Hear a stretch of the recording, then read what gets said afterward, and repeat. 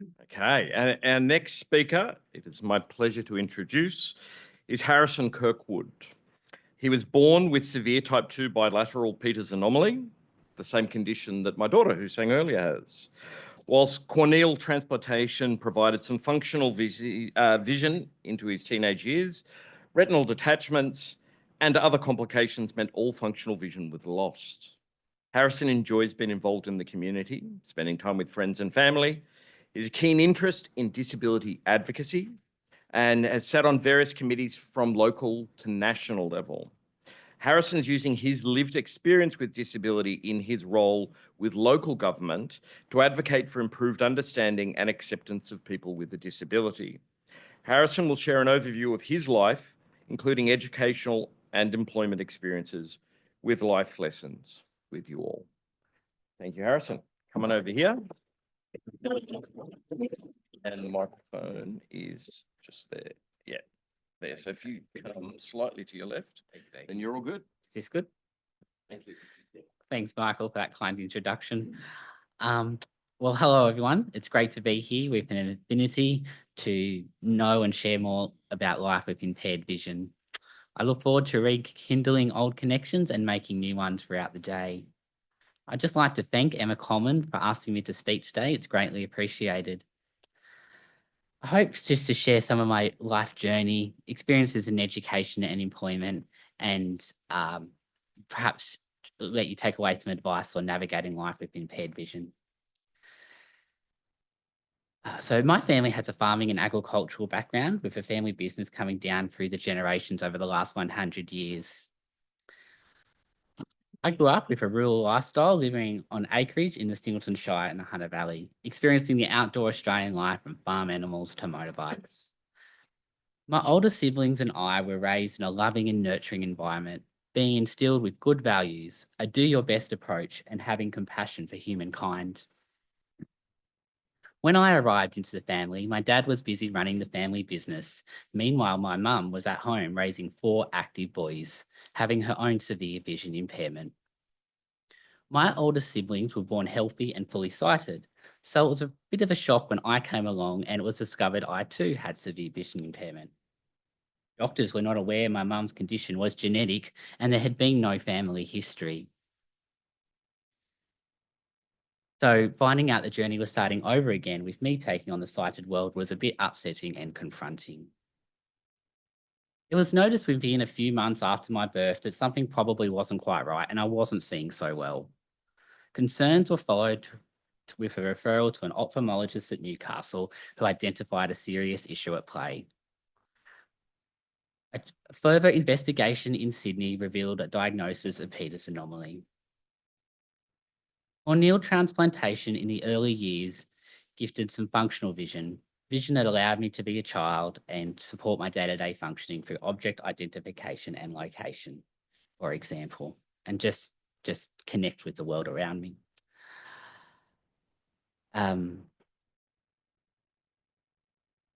And I guess the diagnosis effectively meant years of medical trips to and from Sydney, try to have checkups or improve, maintain, or try to eventually restore my sight. So I guess there was a lot involved in that process. I guess at this point, I didn't really fully appreciate the role that full vision played in my early childhood because I didn't know anything else. Not realizing how well everyone else could see often made me wonder why I struggled with things perhaps more than most. Wanting, I guess, the best start in life for me, my parents considered my educational options and what else would help me along the way. Along with my siblings, I attended local public schooling, attending mainstream classes for the duration of my schooling. There were many meetings to rally support for my education, for my itinerant assistants, teachers' aides, and information and environmental adjustments. These supports remained with me for the duration of my schooling. It's fair to say my educational journey was challenging. Being the only student with a vision impairment at both my primary and secondary school meant there wasn't a lot of understanding of my disability, nor was there tried and tested inclusive teaching practices. The vision I gained from corneal transplantation prior to beginning primary school allowed me to navigate the schoolyard independently without a cane, find a seat in the classroom, and read jumbo font. With a desire to be more like my peers, I was reluctant to learn via Braille or on-screen reading technology. I wasn't keen on using a cane, feeling like it symbolised my difference to my peers. I preferred reading by very enlarged print on A3 paper or zoom text magnification on the computer.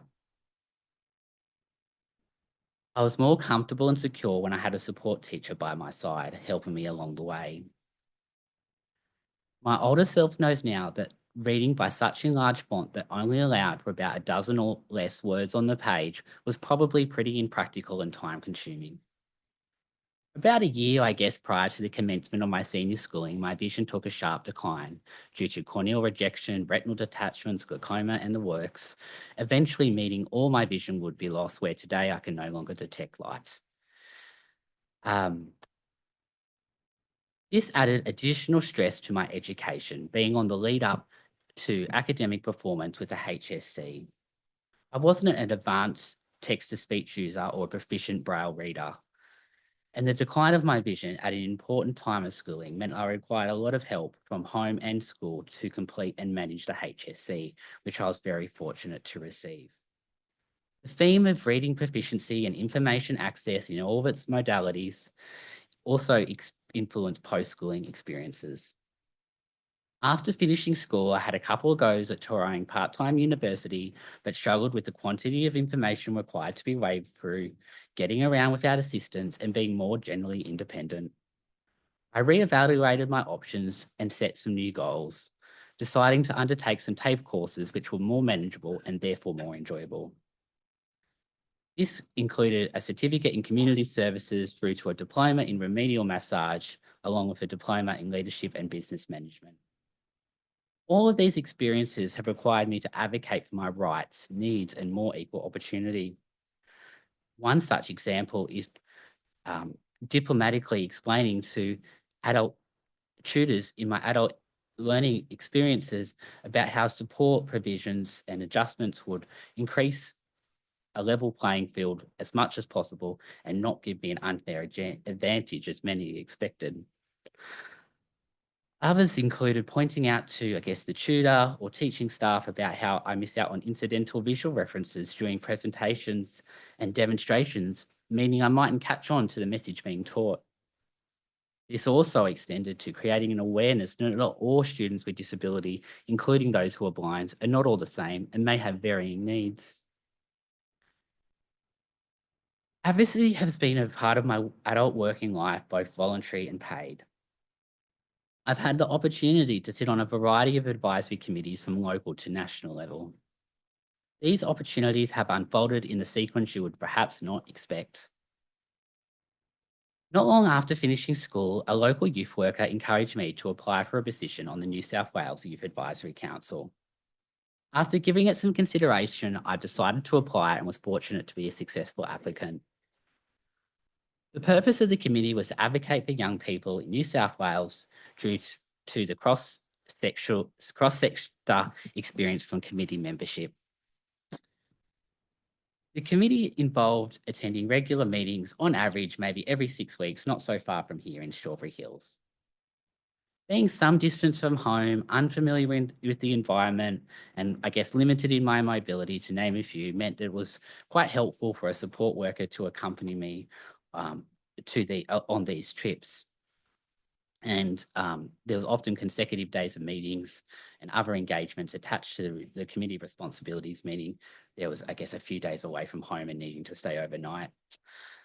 I guess initially, perhaps the impact of my disability and the role a support worker could play was perhaps not fully clear to the committee conveners. This is where I guess I had to try and find my voice and advocate for my needs, describing the impact of my disability and how a support worker could help me overcome these, such as finding dinner at the end of the day and taking a walk between sessions. Some committee members were Sydney-based and would head home after meetings, while others under 18 required formal supervision from social services. I learned how creating awareness of everyone individual's needs allows you to fulfill your responsibilities as a committee member. I also learned how self-advocacy can help your needs to be met and in turn lead to a recognition of your capabilities and contributions. I observed the committee convener develop an appreciation for the contribution I had potential to make if my support needs were met. I think this was probably reflected by the fact that the committee convener, towards the end of my term on the New South Wales Committee, recommended me for a position on the National Disability and Carers Advisory Council. This was the peak of my advocacy career to date, having the privilege to be involved in the national conversation for disability inclusion in Australia with the Federal Minister. Initially, when offered a position on NDCAT, I declined the opportunity with the conjecture I was not successful enough with my disability, felt like I didn't accept it, and there'll be more people who was more successful with their disability who didn't feel it was overshadowing their life like I did. I was very fortunate to be offered the opportunity to reconsider my position for 24 hours, with the representative telling me it was a very good opportunity, particularly for someone of such a young age. On reflection, I'm pleased to say I agreed to the position and had the privilege to contribute my personal experiences to improving inclusion at a national level.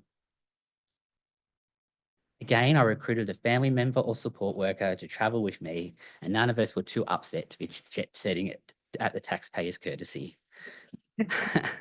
I enjoyed traveling the experience of the East Coast to the various engagements. Advocating for my needs at the state level had a greater impact than I could have anticipated, opening new doors and opportunities. Feeling like my individual experience of disability was respected by my federal peers boosted my confidence to make a contribution and continue to advocate for my needs day to day. Following my commitments at state and federal level, I was encouraged to join my local Disability Advisory Committee hosted by Singleton Council. Not long after joining the committee, I was offered a position to be Singleton Council's Access and Inclusion Officer for a few days a week for an initial 2-year contract. Simmering thoughts remained about how I would do the job, get the work done, all while managing the implications of my vision impairment. Honest and open conversations with the person who would oversee my role took place, with me outlining what I could do and perhaps where I would struggle. The resulting encouragement from my now supervisor boosted my confidence, knowing there was understanding and a willingness to personalise my duties accordingly. I think my experiences in life with impaired and no vision have contributed to shaping me to the person I am today. The world is sighted, and living with impaired vision is always going to be challenging. Many questions are still timely and relevant for people travelling the journey today. Where is the best place for me to be educated and get the support I need? How do I get employment opportunities? Which is the best format to access information? How much should I feel my disability influences and shapes my opportunities in life? There are many things taken for granted, and there'll be new challenges for each generation of blind and low vision people. Those challenges might look different to those who have come before us due to changes in technology, social landscapes, and support environments. Please take from my experiences that you are enough with your disability and your personal experiences with it. Show the world what contributions you can make, both big and small, and advocate for yourself and your personal experiences with vision impairment. Lean into your vulnerabilities, see where they take you, be honest with them to others, and look at what opportunities you gain. Know, with or without a disability, we can't all be the same, because that would make the world, I guess, just too boring. So embrace your differences and try to see what opportunities you can leverage from them. Draw on friends, family, mentors, and formal supports to help you along the way. Be it at school, in the workplace, or in local community life, the people who have made the biggest difference in my life are those I call ordinary but extraordinary.